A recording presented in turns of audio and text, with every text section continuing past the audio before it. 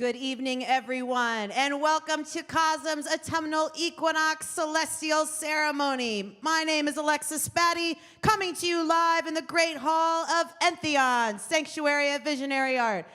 How's everybody doing tonight? We're good?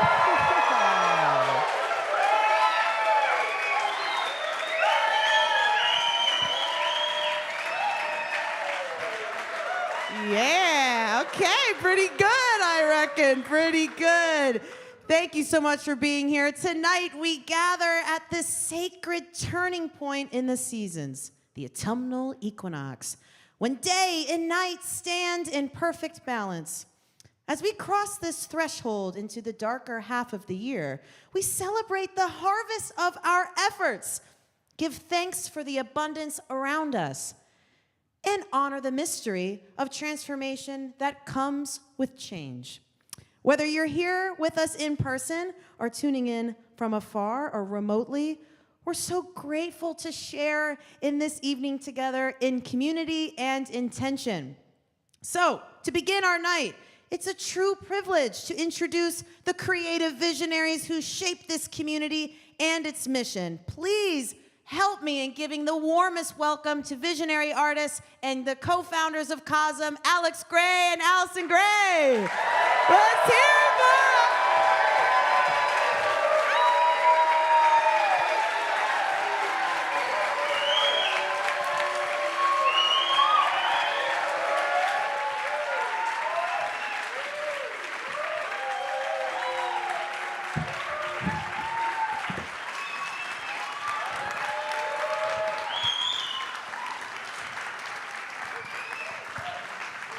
Wow, we're here.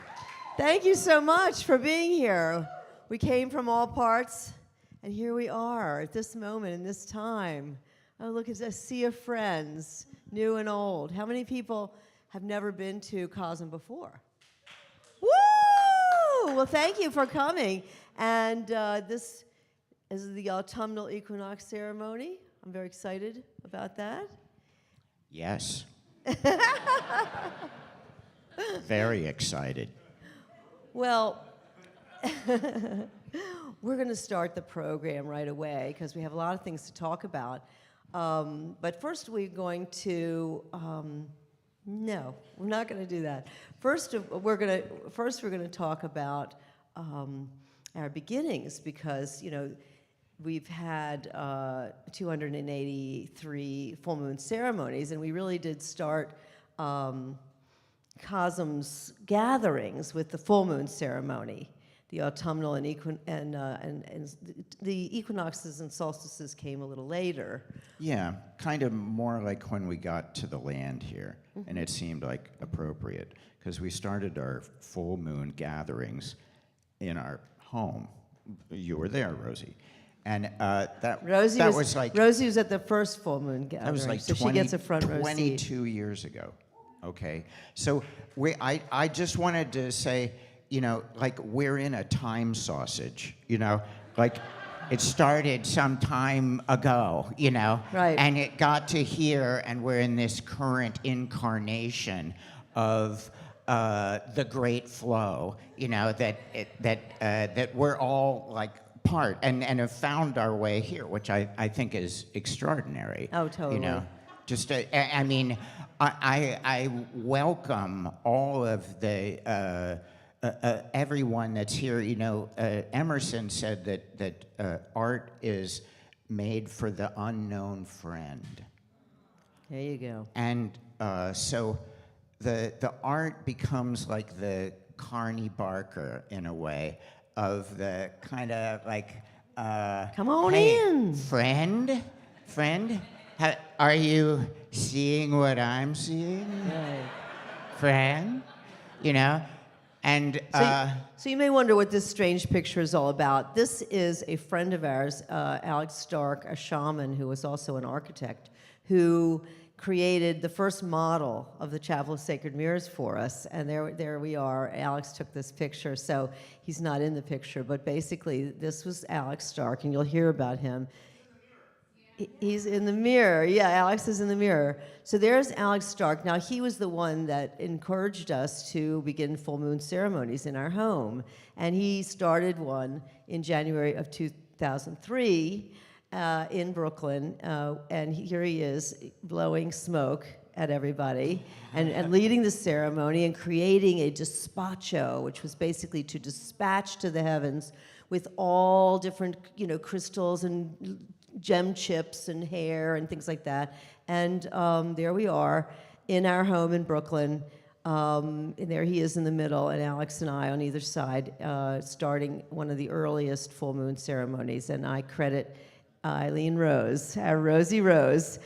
Even if she didn't take this picture, she's taken so many pictures, I thought I'd give her credit for it. I have no idea who took it. It wasn't Alex or I, but it's a beautiful shot, and I like to give you credit for that. So anyway, so here we are at...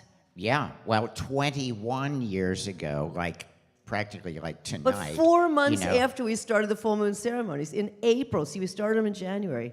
So April. It took a year, though. A year and 4 months. Yeah. Okay. So 21 years ago, right.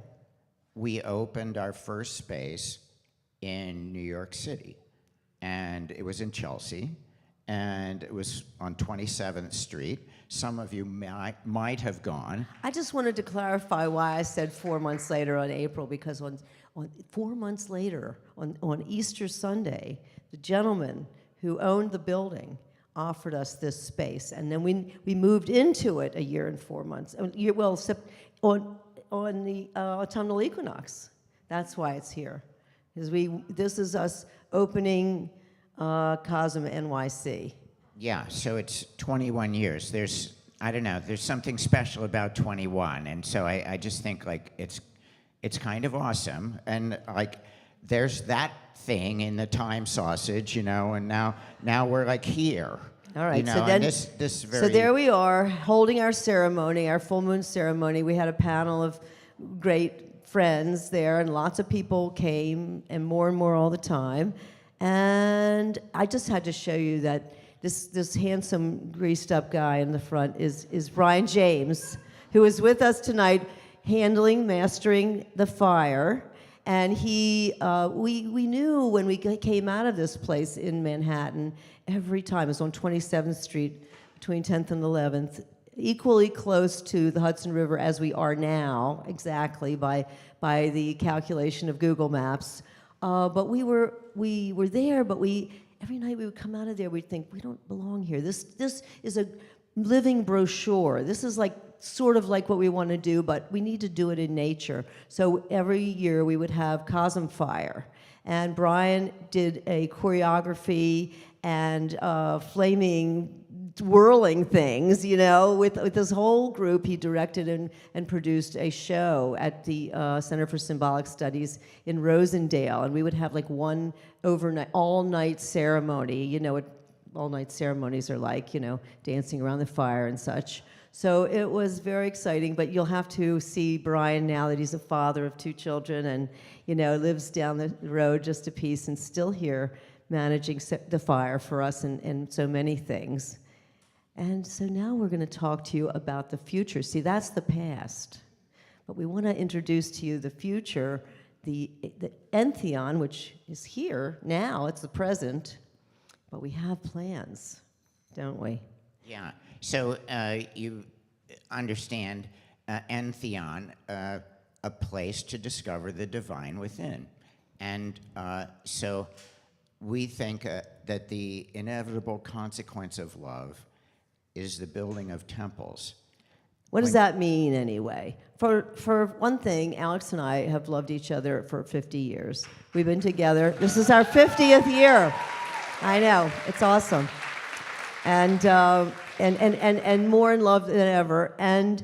But then you expand your love to others, friends that keep coming, and friends that, and we make new friends. And the inevitable consequence of that sort of love that keeps growing is that we want to get together. We want to see each other regularly if we could, you know? So we have a place where people can come and be together with us, and that's how the inevitable consequence of love is the building of temples. Yeah. You have to build a temple.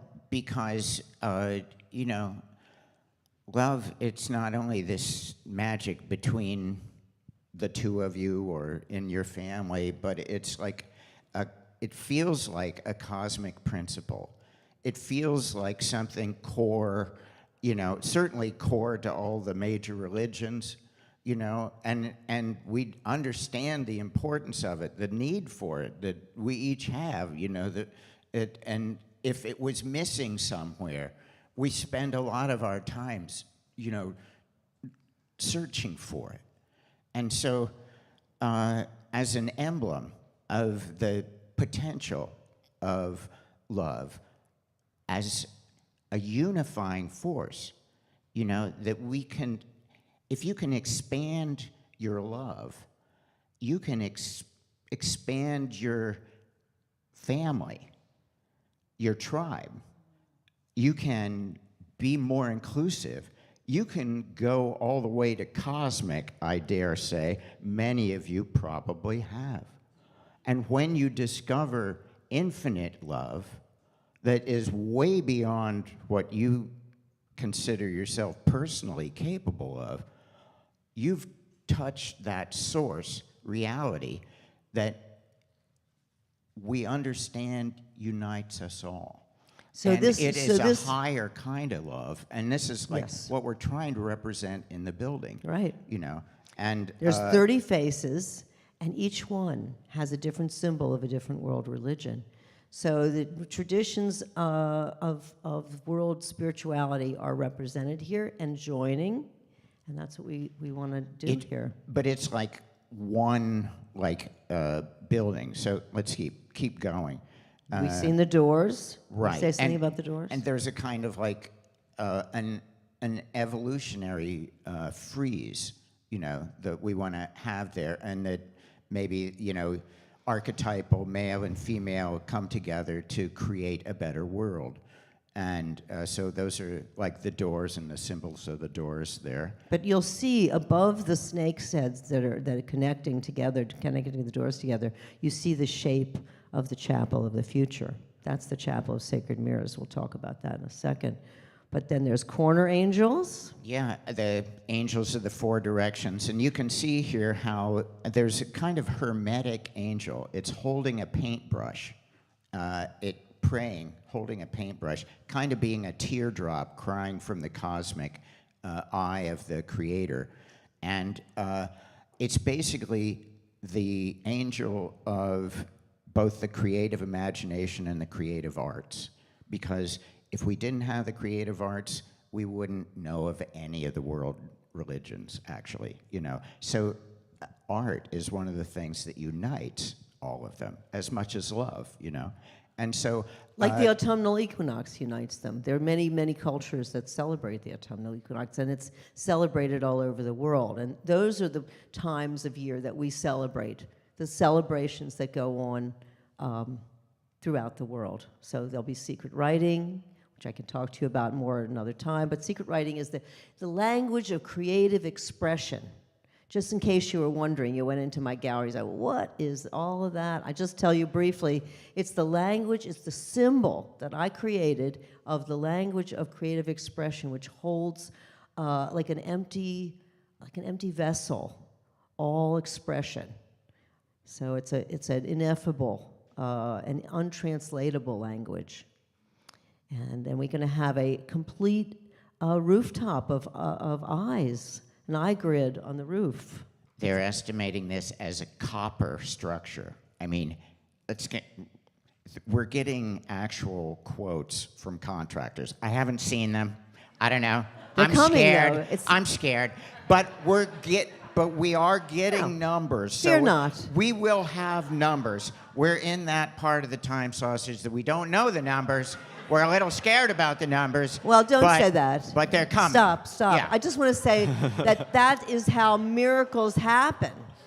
Miracles happen. One of the technologies, just for your information, if you want miracles in your life, the way to create miracles, to be a place where miracles happen, is to make promises that you don't know how you're going to keep, and then keep them. So that we're in the process of making it very real. That's why we're waiting for these estimates. And then we will be able to go to the people who love this and, would like to see this happen and will join with us to make it happen. And that's how we got here. So if you want to make miracles, make promises, but you've got to keep those promises. That's right.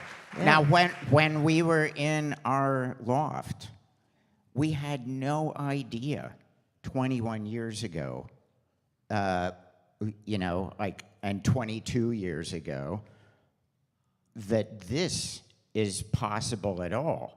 I mean, this is outrageous what's happened. It's crazy, really. And so your prayers, and when you do it with community, really can, amazing miracles can happen. That's why we started the full moon ceremonies to begin with, to pray with other people, our friends, that we would have a chapel of sacred mirrors, a place, to discover the creator within. And so anyway, this is, our copper roof with serpents, traveling up the roof to the steeple. Dragons. Alex is a I'm a snake, he's but she's Chinese a dragon. zodiac. I'm a dragon, and he's a snake. So there you go. But anyway, there is the steeplehead, which we basically just visioned into being. I mean, Alex did some renderings of it, and we started to sell little altar objects, and lots and hundreds of people had them on their altar, and we all visioned it into being, and there it is. Well, it got funded. It's the steeplehead, but I'd say, just in brief, it's the people of the four directions coming together in visionary oneness. Thank you. Beautiful. Beautiful. And so here is the vision, and this is the center campus side, the other side. If you go around to the other side of Entheon, you've seen the big gates that we had made in Bali. Alex drew them. We brought 20-foot by 10-foot tissue in a suitcase to find somebody in Bali who would make these gates, and visioned it into being, and there they are. We didn't have this place yet. We had those gates made before we had this place. So it was like we started from the inside out, actually. We started with this 10.5-foot sacred mirrors frames in 1985. So we didn't know where it would be, but we knew we were going to do it. We made a promise to do it. So we started building from the inside out. And so now you're seeing, what are you seeing? So it's getting exciting now, because we've always wondered, well, we had this great idea. Oh, faces on a building. Isn't that be cool? It's like, yeah, right, it would. But, how are you going to do that, And so then here we go. We didn't find this guy. God found this guy. I'm convinced that this guy, this is the engineer Dane, we're talking about, Dane. Has, he has, for the last 40 years, fixed monumental, ornamental concrete buildings in Manhattan and designed ways of repairing very old and venerable buildings. His company of 40 engineers does nothing but repair ornamental concrete in Manhattan. And that's what they do. So when he saw this building and thought about it, and first thing he said was, "Good luck with that guy," and then it stuck somewhere, and he said, "I'm tired of fixing leaks on antiques. This looks like fun to me." And so he's got that obsessive kind of detail. He built a steel structure that will hold the sections of the faces and fit in like shingles. They'll just get hung onto this structure that will be made of steel and attached to our concrete box. Yeah. That's why we So- built the concrete box. We were getting ready to do this, and now the drawings are done. Now we're getting the contractors are coming, they're visiting, and they're giving estimates. We're getting 3 to 5 different contractors to make estimates on the building. So this is the eccentric campus side. It's going to be wild. No, that's the other side. Yeah. This is another what do you call it? Computer model of the finished building. But we were asking you all to vision it into being with us. We're going to even have little models made, and then you can put it on your altar, and you can help us vision it into being. And now I want to read this Plotinus quote. Definitely. Which, I mean, we named Entheon 20 years ago. But a couple years ago, I found this Plotinus quote, and I said, no. Read it. Okay, so, all right. Since we look towards the outside, away from the point at which we are all joined together, we are unaware of the fact that we are one. We are like faces turned toward the outside, but attached on the inside to one single head. If we could turn around, then all at once we would see God, ourselves, the all. Boom, Entheon. You know, the divine within. Right? Plotinus. Was it Plotinus! 4th century, is it? 4th For century? the win. Okay. Yeah. There we go. Now this We're is building it for you, Plotinus. exactly.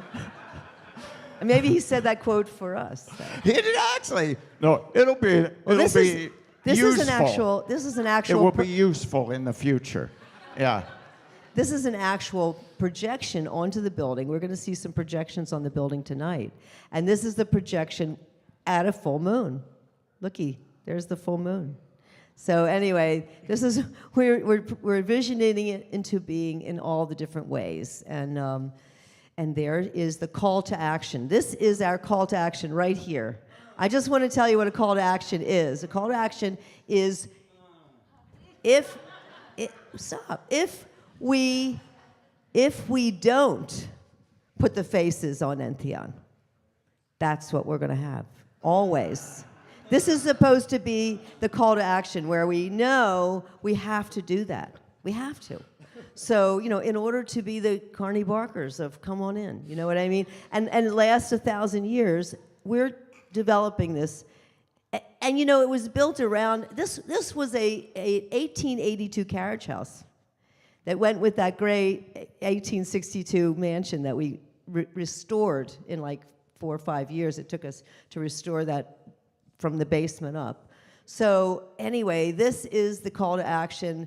We will raise it by interesting billionaires, and we will raise it as grassroots, and everybody will help. So both things will happen, is my prediction. And we're not even, we haven't put together our pitch deck yet because we still are waiting for those contractors to come up with the estimates, but we'll let you know. And every time you come or you tune in on CoSM.tv, because we got a lot of friends out there, don't we? Everybody turn around and say hello to our friends. All over the world, people are tuning in. Happy autumnal equinox world. Okay, so that is that story. Now, we are going to celebrate, and we're going to talk about the autumnal equinox. And to begin, we're going to say a prayer about the autumnal equinox, aren't we, Alex? Yes. Here we go. All right. Thank you, Great Spirit, cosmic creative force, lighting the sun and opening our minds, creator within, creator beyond. We have gathered together and centered ourselves on this holy equinox, arriving at the balance point of opposites between summer and winter. We savor the passing of another summer of supreme beauty as we face the coming season. On this day, we align with the symmetry of day and night and discover an internal spiritual peace and balance between our own darkness and light. Thank you, Creator, for calling us each to life and into relationship with sacred community. Working through us, Creator's plan is unfolding perfectly for our soul and the world. With creative gifts to share in this harvest season, what wisdom has been growing in us and is now ready to be harvested and gathered together? What habitual pattern are we outgrowing in this time of letting go? In our bonfire later tonight, we can now imagine shedding an unhelpful habit like a threadbare garment and tossing it into the fire. Let the divine imagination and limitless consciousness intersect, bringing forth new worlds, possibilities, and spiritual alliances with friends old and new. May all powers necessary for thriving be found in the present moment as we join together with a community of spiritual light committed to the collective well-being. Support the forces of nature, O Creator, the plants, creatures, and all life on earth. Guide us in stewarding and celebrating the life web.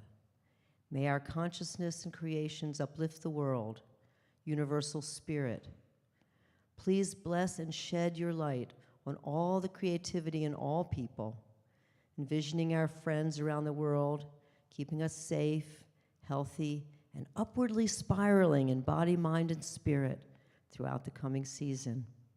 May we each be a messenger of peace, love, and respect for the benefit of everyone. And together we say, Happy Autumnal Equinox. Ooh, there we go. So now we're going to talk about, well, where do we begin, Alex? Well, I always think it's a good place to begin at the beginning. And so, just to get a few orienting generalities, yes, this happened a long time ago, and now we're here. And this is supposedly what the widest array of the visible galaxies. The dots are like galactic clusters. So this is like the mycelium of the, universe. Supposedly dark energy and dark matter kind of weave this cobweb of space of galactic clusters. So that's the kind of web we're embedded in, and and the sun is our local star. Thank you, John. And my crib sheets. Yeah. Just in case. Here's our local neighbors. I don't have the 31 Atlas on this. Yeah. No. Anyway, zooming by the beautiful planet. Isn't it amazing that our eyeballs are spheres too? Just like planets, and just like stars. They're the perfect shape. It's, what Plato called the shape of the soul. So this is the one time of the year where everything's like in the great kind of, equinoctial, tip. It's like right on the equinoxes. It's in that perfect alignment, not like tipped toward the cold or toward the heat, which is supposedly happened when the moon, was created. We got hit by a meteorite and it knocked us a little off kilter, as a planet, but it gave us seasons. It gives us that today is the same length of daylight as it is nighttime. Sundown and sunup have equal portions, so we're balanced. Yeah, Stonehenge. Yeah. Stonehenge. Awesome. Yeah. Well, you can harness the... Wait. Okay. I just want to go back to the Stonehenge just for a second, just to say that on the equinox, the sunrise aligns over Stonehenge at true east. Pilgrims gather to observe the sunrise. That's what we're seeing right there, is that it's hitting this exact point that they designed Stonehenge to be a calendar. Yes. And I think that we should build a temple that receives the eastern horizon kind of sunlight in the morning. We call that Eventually. You know, if you've been up to the top of the hill, if you've walked the Wisdom Trail yet, you know, there is what we call a sun altar, and it has the faces all around it. You've probably seen that, and that's where we tend to put the calendar. But this is us at Stonehenge. We made it last year. Yay. So let's just say what this is. I just want to tell you what this is. It's on Malta. You know, Malta, 4,000 BC, holy moly. So 6,000 years ago, they also aligned their temple calendrically, you know. So of course we should do one. It's been done, the calendar. Actually, if you can go to the American Stonehenge, which is in New Hampshire, Salem, New Hampshire. And, That's right. You can go up there and see a calendar built of stone as well. So, would you like me to read this? Yeah, you go ahead. All right. As autumn begins, Druids celebrate Alban Alphid, making the balance of day and night before the darkness overtakes the light, the time of the harvest. Celebrating the fruit, trees, and plants, the Alban Alphid ceremony honors the earth in her full abundance as mother and giver. Isn't that beautiful? That's what autumn looks like in the northeast. So around gorgeous. here. Mabon, on pagan autumnal equinox, Wiccans celebrate the aging goddess as she passes from mother to crone. At Mabon festival, it is appropriate to wear finery. I just like to say, I wore my mother's ring. I rarely wear it, but I wore my finery. You got to wear your finery. It is appropriate to wear finery and to dine on and celebrate in lavish settings. So here you are. The autumnal celebration is a time for family to come together. Here we are. Is considered the end of the 1 year and the beginning of the new year. In many religions, begin on the autumnal equinox. The year begins. Yeah. Oh, There's the Green Man. Yeah, super awesome. Celtic pagans, they celebrate the autumnal equinox and all the celestial events. Vegetable Beautiful people. sculptures of the Green Man. And this is our Green Man at CoSM, the artist in residence hoodie, with us and his creation of the Green Man. You may have seen this in the picnic area, we call it. It's just a little grove of trees. Say something about Eleusis. Well, this is like the time of the greater mysteries in Eleusis, right at this time. And Eleusis was basically the civil religion of Greece for practically 2,000 years.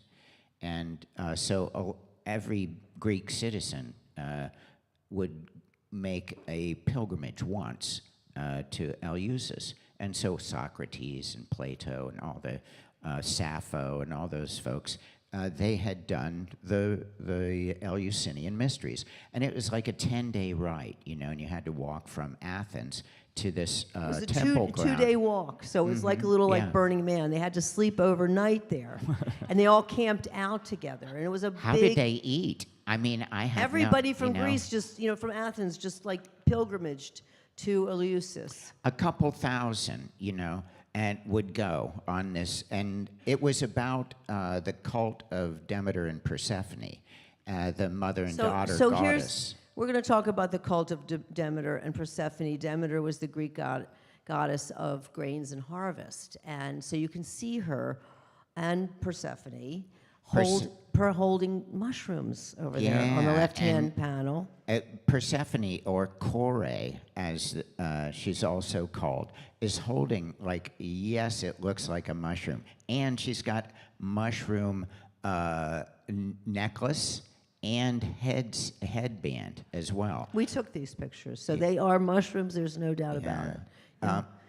Now Persephone was her daughter, and she was very beautiful. And she would go and play with her friends in the meadows where they were just full of flowers. And and that shows that, the Rossetti painting there on the right shows her with the pomegranate, which figures into her, her abduction.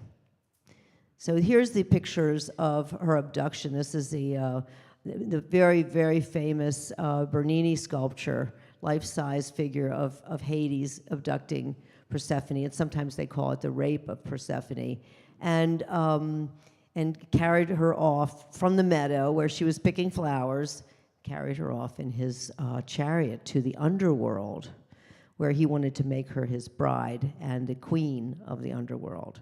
Hades was the brother of Zeus. So Demeter, her mother, Persephone's mother, became bereft. I mean, she was in such grief that she paid no attention to the crops, and they would die if they didn't, and all the mortals would die if they didn't satisfy Demeter's request to bring Persephone back. So there she is on the left. I just love that more contemporary painting, and unfortunately, it was posted. It's beautiful, but there was no artist credited. But I thought we'd show it anyway. So grieving Demeter appeared as an old beggar woman. So she walked around, without her daughter. She was an old beggar woman, and a kind mortal family took pity on her downtrodden hopelessness, and took her in as a nursemaid for their children.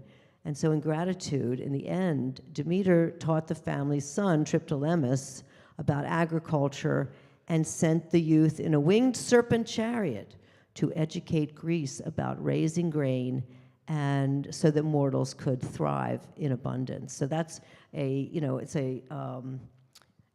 a painting on china, on ceramic, and Triptolemus was a demigod of the Eleusinian mysteries, who presided over the sowing of grain and the milling of wheat. And that shows Triptolemus is the short guy, the little guy, and then Demeter and Persephone are the women, they're the goddesses. So the thing that we haven't said yet is that this was a psychedelic cult, basically. Oh, yeah, I forgot to mention. That what they did in the middle of the ceremony was that they took what they call the kukion, or the kaikion, however you want to say it, and it was composed of. Everybody wondered what was in it. Now, it was punishable by death to anybody who disclosed the secrets of the Eleusinian mysteries. So, frankly, there are no records to be found that give you exactly what was in it.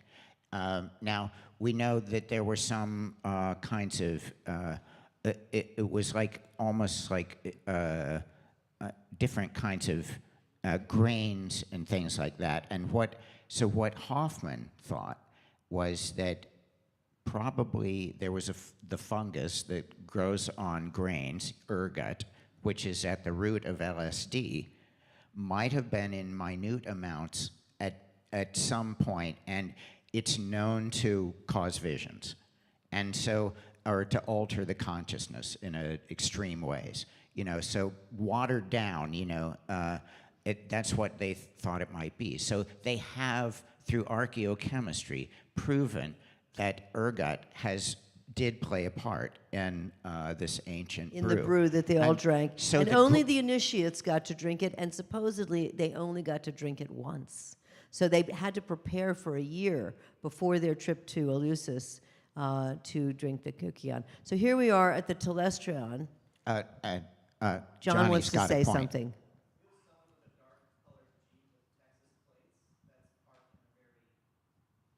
Not okay place. Who has Texas plates that's parked in a not okay place? Anybody out there that's watching? We're looking for someone to move their car before we tow it. Thank you. Okay. Anyway, thank you. All right. Well, anyway, the Telestrion at Eleusis. This is what it looks like now. We were there last year, and this is what it looks like now. They've completely destroyed it. The entire, Demeter and Persephone cult was destroyed because, women are a cult around women. No. So that was sort of the end of sort of the matriarchal traditions, and all the columns are on the ground, and there we are sitting there in the ruins. I had a meaningful conversation with a sphinx, though, in the kind of the remains of the telestrion. And so the Sphinx said that once you open up a sacred portal, it remains there. It's accessible to pilgrims who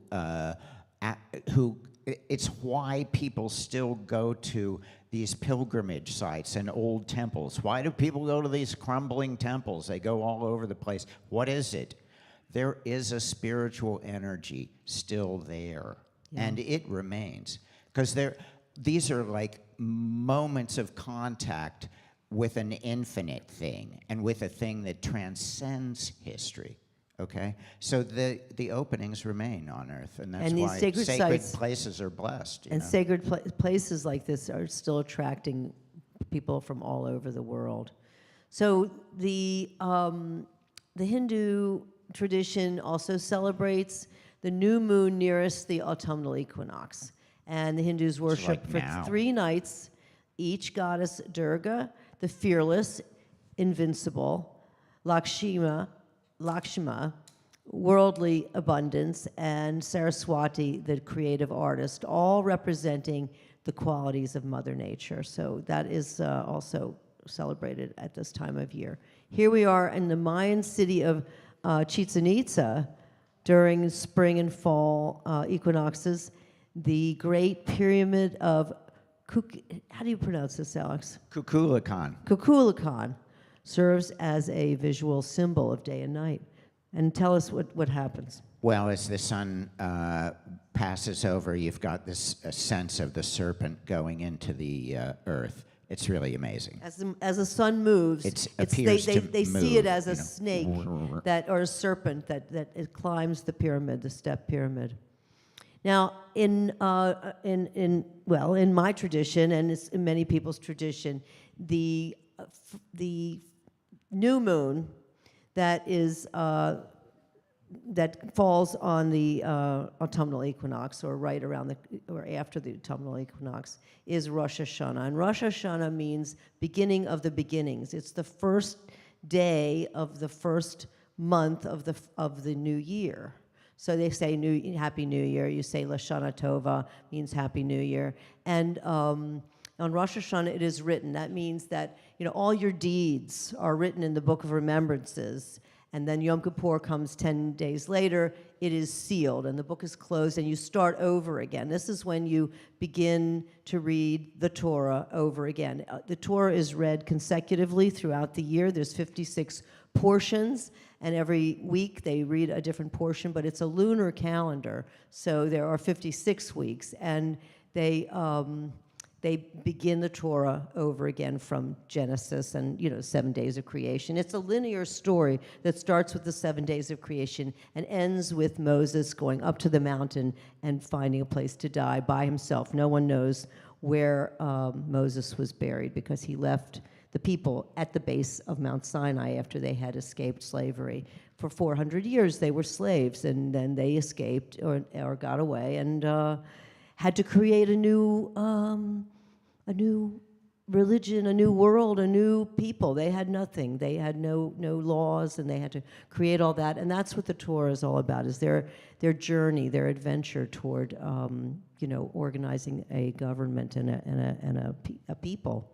But in doing that, I just thought, because it is on Monday, it is a little early to be blowing the shofar, but I thought I would just blow the shofar.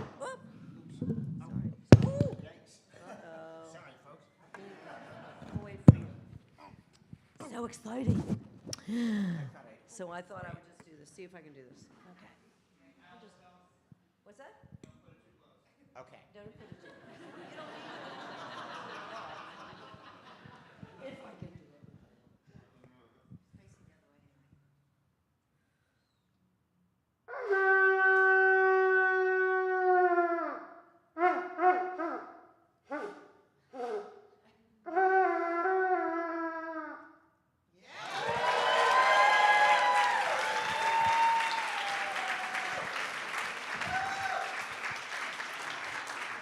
Practice your Wim Hof breathing every day, and you can do that. I'm just telling you. All right. But anyway, and this is Alexa and TJ balancing an egg on end on the day of the equinox. Yeah, if you're in this kind of like the orbit around the sun, you know, where it's the equinox, it's aligned vertically. And so I think that vertical alignment and sense of balance is really, part of it.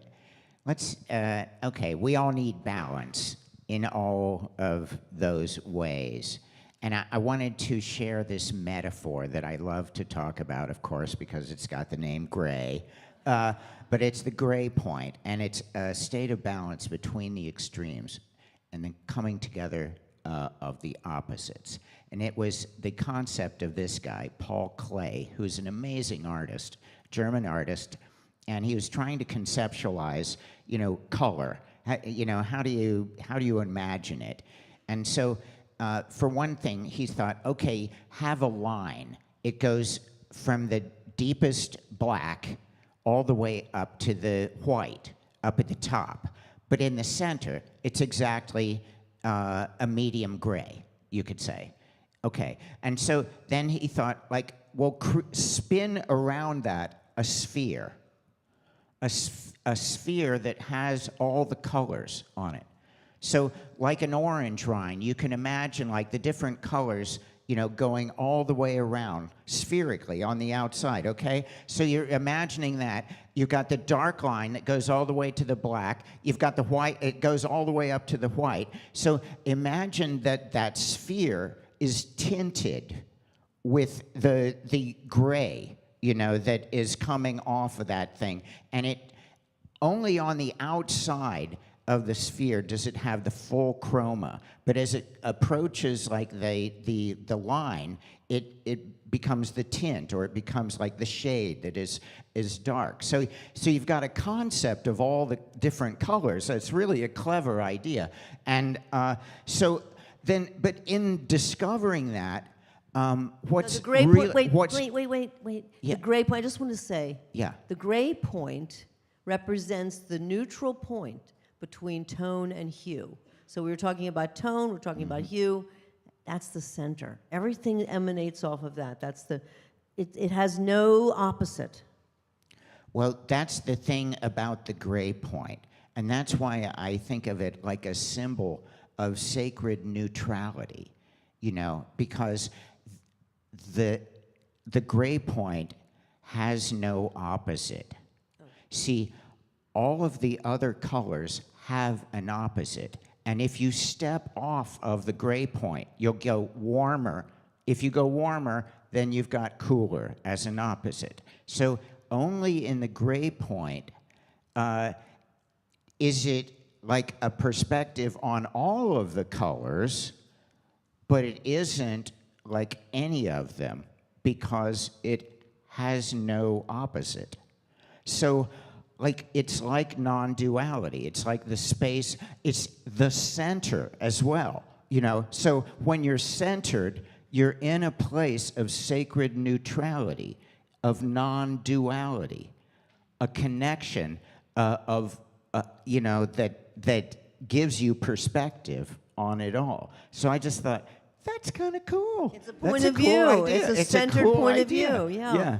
Anyway. Well, that is where we want to leave you. With the vision. Exactly. Of Entheon. If we all imagine it, you see, I think that, to me, that's the greatest nation on earth, is the imagination, And so if we imagine this, how did we get here? We don't have any idea. But I think the divine imagination that unites us all and can imagine something into being. And I think that's remarkable. Wait. Yeah, So thank you. There was no other picture after this? Is there? I wanted to see the next one just before we turn it off. Well, this is Entheon. This is the Entheon for your ashes and your stashes. First your stashes and then your ashes.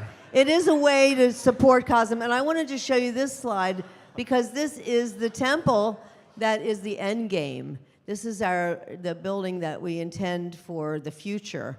Would be a round chapel of sacred mirrors, a freestanding, the first original building on this property. All the other buildings on this property were restored, and so this will be, the original building that will hold the sacred mirrors in the future. And the door will open on the equinoctial dawn.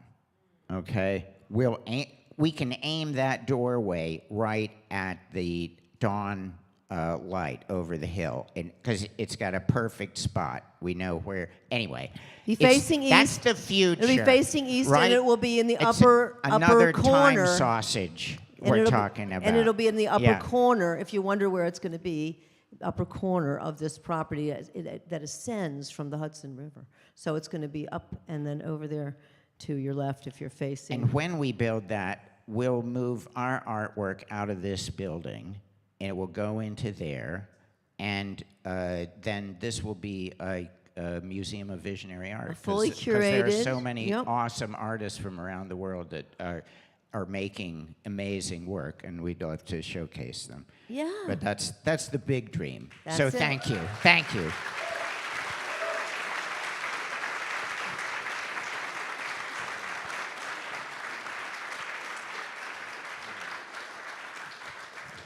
Well, so now we're going to start a different portion of the program. But before we do that, we would just invite you, as a palate cleanser, to intone 3 ahs with us. Why do we intone the 3 ahs, Alex? Wow. Well, it was a gift from our Tibetan Buddhist teacher, Namkhai Norbu. He told everyone that the simplest way to remember their own Buddha nature was to use this sacred syllable ah, which in their tradition meant primordial perfection. It's like that their belief is that we're already enlightened and we just have obstacles to recognizing our already awakened state. And so if you affirm the actual perfection of all these different levels, body, mind, and spirit, that's why we do it 3 times.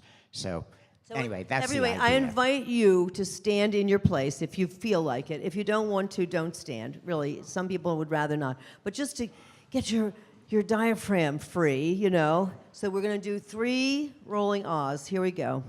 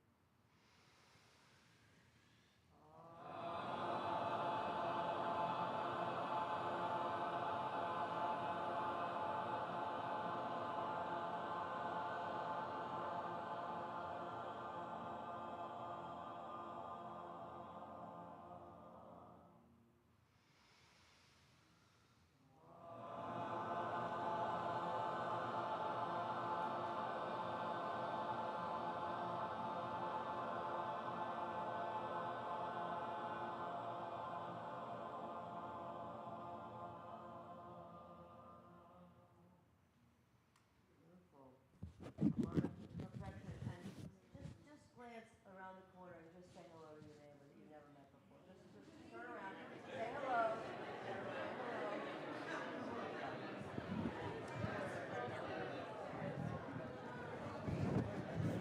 I love you. You want to say hello? All right. Well,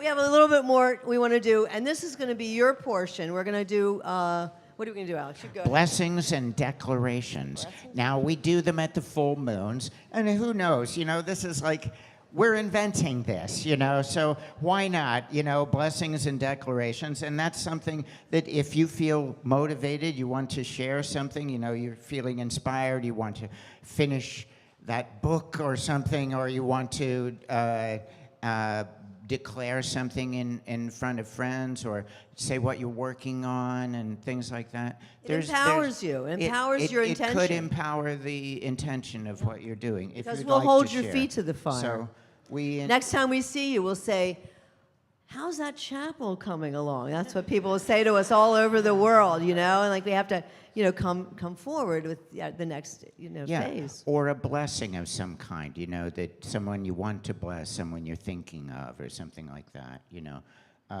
just breathe. We're just going to take a few. Oh, hey, we got something going on. Yeah. Think about your blessings and your declarations. And Alexa will come and find you. Good evening, everyone. Happy Equinox. Yay, Adriana. Yes, my name is Ariana Mercury, also known as Lady Alchemia tonight. But first and foremost, I just want to bless this community, specifically Alex and Allyson for creating it and gathering all of these visionaries from all over the world, all of these creatives, all of these incredibly imaginative people and great conversationalists, because this has been just amazing to be a part of all of these years. When I was a little girl, I used to have these recurring dreams that I would be sitting on the hardwood floor in this Victorian mansion and teaching other people how to do telekinesis and telepathy, and we're all bending spoons and levitating. And now, tonight, I am reading tarot in the parlor of the Grey House.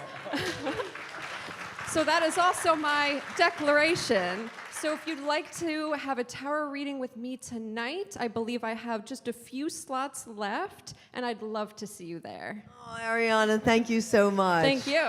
We love having you. Who has a blessing or a declaration? You know what they are. Don't be shy. Who wants to give a blessing or a declaration? Don't be shy. Oh my goodness. Oh, There we go. Okay. I'm coming. You rose your hand first. I'll start with you, and then I'll come to you. Okay. I'd like to give a blessing to a dear friend of mine who's quite far and not here with us today. But as I sit in this room, I thank him for leading me to so many new opportunities. I feel like I would be very sheltered if it wasn't for him. And this whole world community that I'm in today, I really do dedicate a lot of thanks to him, my dear friend Jimmy. Thank you. Jimmy, everybody, we bless him. Yeah.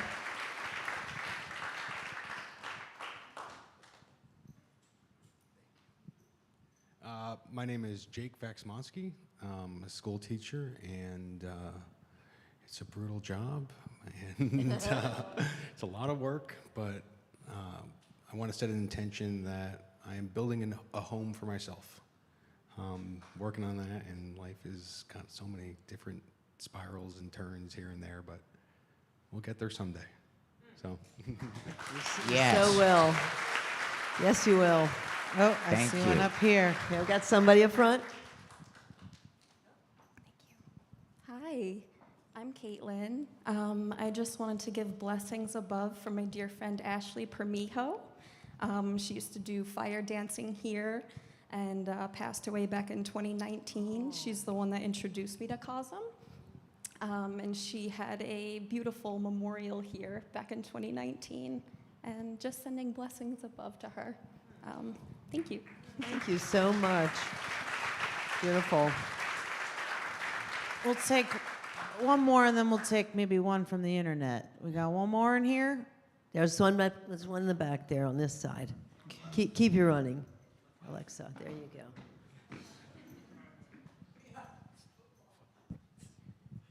Hi, everyone. My name is Brandon Moore. I have a blessing and a declaration.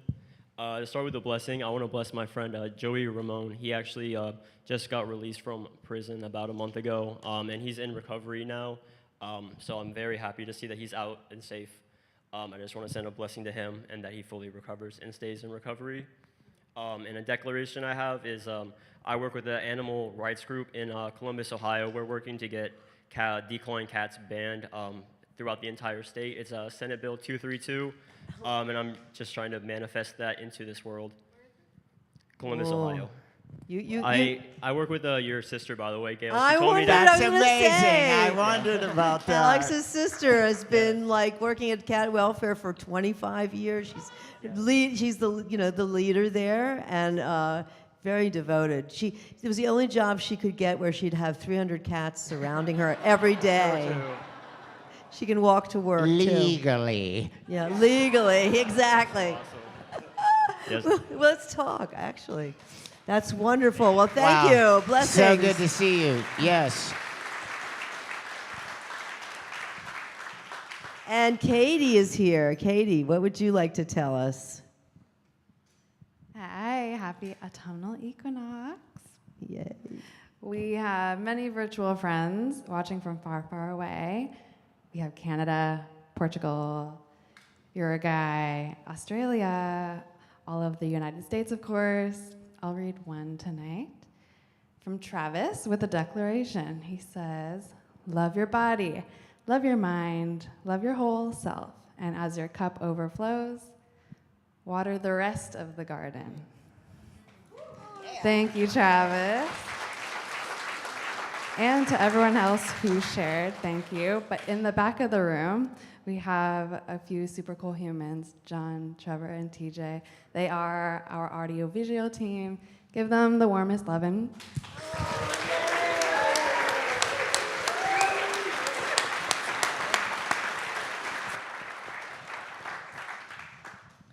What superb folks we have. And so I think that it's time for us to say a few prayers Yeah. before we close. We have a few more things before we close, but yeah. I think that you're going to Yeah. begin this.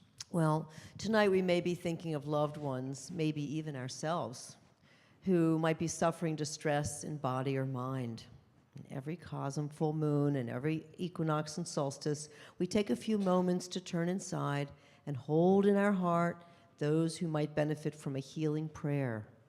To strengthen this blessing, recall the name of your loved one as we pray.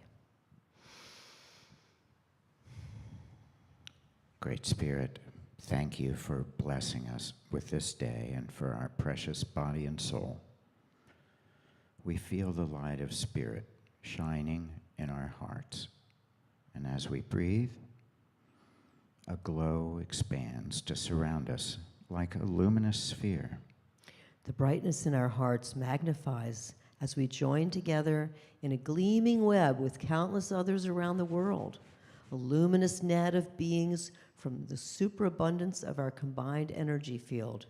We envision rays of healing light surrounding and protecting us, our friends and family. May the light shine on all who need healing. May Spirit renew each soul with creative power to rebuild stronger and weave peace and harmony across the earth. May the water, air, fire, and earth be purified, and the web of life be strong and resilient. And together we can say, Amen. Amen.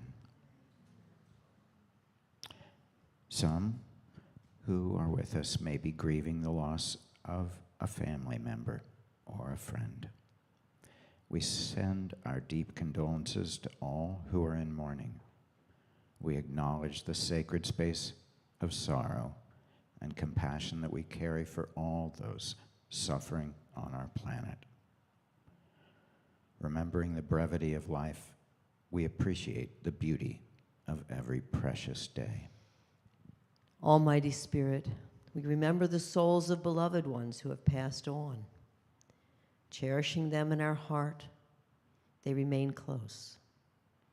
Now, to evoke their memory, recall their names as we reflect together for a moment in silent prayer, sending a wave of love from our being to their spirit.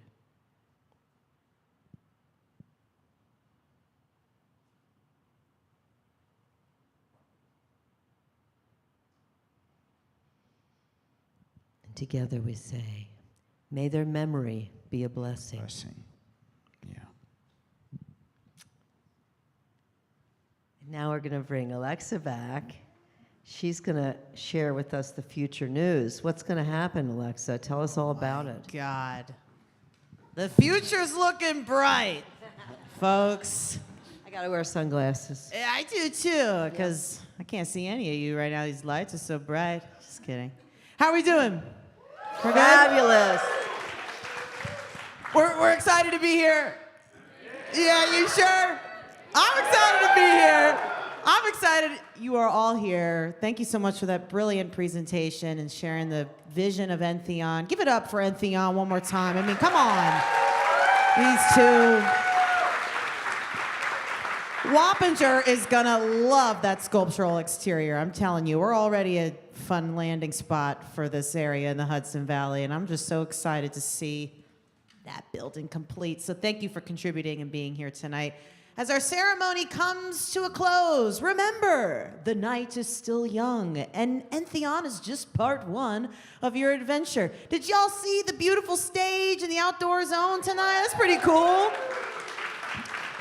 I like it. I'm excited about it. We always are switching things around out there because we're artists. You know, we like to switch it up. So we got some amazing music going on outside tonight. Give it up for Ott, first and foremost. Our boy Ott. We couldn't do Autumnal without him. And he came all the way from London.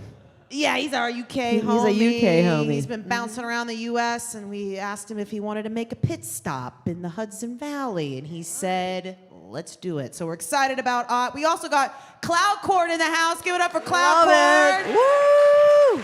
He just did an incredible multi-day Ableton workshop, guitar workshop, so give it up for him. And we All the way from Austin, Texas. Yeah. I mean, we're bringing them in. We're bringing them in. We're saying, get over here. And they say, yes. And we also have my dear friend Smile High in the house.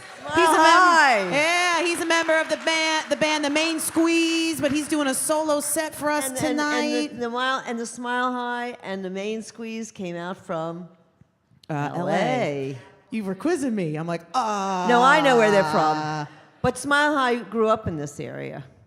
Yes, New York, I think. New York. He's a New Yorker. If he's listening, he's like, but Alexa, he's an LA guy now. Yeah, this is a good quiz. I appreciate the quiz. So Smile High is up first at 8:45. Cloud Chord's next at 9:45. We're going to do a 15-minute set break, and then we'll have Ott go on at 11. So, like, get down with your bad self. We might do a little crisscross action up on the dance floor if you're down. We're going to dance. We're going to get down. Fabulous. We also have some amazing live painting in action. Watch visionary artists push them pigments and bring their creations to life. We got Fernando Espepelin all the way from Spain. We're bringing him Madrid. in. It's his birthday. And it's We're birthday. so grateful. Woo! We also have Megan Spiro in the house. She's from Megan Beacon, Spiro. our neighbor. We got Brian Zickafoos, community member. Neighbors. We love the neighbors. Any neighbors here? Okay, Who's from the cool. neighborhood? None of you. Great. Far and wide. Yeah. All right. We Well, got one. And we also got... there you go. Yeah, we got one holding it down for the entire town. Thank you. And we also got Dan Schaub in the house, who's going to be live painting as well. So give it up for our live painters. They're incredible.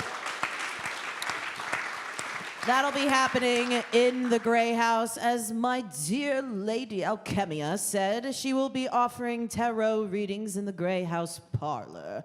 So you can sign up for that in the Gray House shop. I don't know why I became... I think because Ott's here, I'm getting all English. Yeah, I got English. Sign up for that in the Gray House shop. We also have Rosie and Dr. Mike here who are going to be doing this community sand mandala. We love that. We're going to light the bonfire and the music at 8:45. Sand mandala is where you can participate in Yes. making art together as a community. Yep. Yes, and I want to say that after this is over, just as soon as this is over, we're going to scoot, and we'll see you out at the fire. This is the first time we're going to get together again around the lighting of the fire is going to be a thing, and we're going to be there. It's going to be a thing. Yeah. Honestly, it's going to be a thing, and it's going to be amazing, and we hope to see you there around 8:45. A lot of fire spinners tonight. Once we light the bonfire, we'll mosey on over. Once your guys are set up for the sand mandala, we'll activate that station. That's next. Make it drizzle with your intentions. If you didn't talk to somebody about it here, go to the sand mandala and talk about it there and make it drizzle with some sand. We'll do a little dissolution of the sand mandala in between that set break of between cloud cord. And so definitely check that out. We got not one, but 2 cafe zones tonight because we love food. It's the best. So definitely check that out. We got curry bowls, and it might be the last time before we switch to chili, which is also good, but I love the curry bowls. And we got wraps, and we got homemade empanadas from our girl Michelle in the kitchen. So we got some really good eats meant to satiate and make you feel great. The bonfire, we mentioned it. It's gonna pop off. We got some amazing fire performances. We got Entheon projections, which are sick. We don't do those every month. We only do them every Celestial. Only special. So, look at them. Think about the sculptural exterior and that being there. We'll probably projection map on the sculpture maybe once those are up. So we're just getting started there. What else do I got on my little to-do list? Oh, if you need help, we got you. If there's at any point that you're like, whoa, this party's amazing, I need to sit down, we got you. We have a nice peer support tent. We got Julio and Connor here to make sure that you feel grounded. We got water stations all throughout the house. We got a water station probably outside as well. Drink that H2O, take care of each other, look out for each other, because we're trying to have a good time. We're trying to be chill. We're trying to get down with our bad selves. And Not just trying either. We're doing. We're doing. You're so right. Isn't she the best? Give it up for Allyson. Right, With the best advice.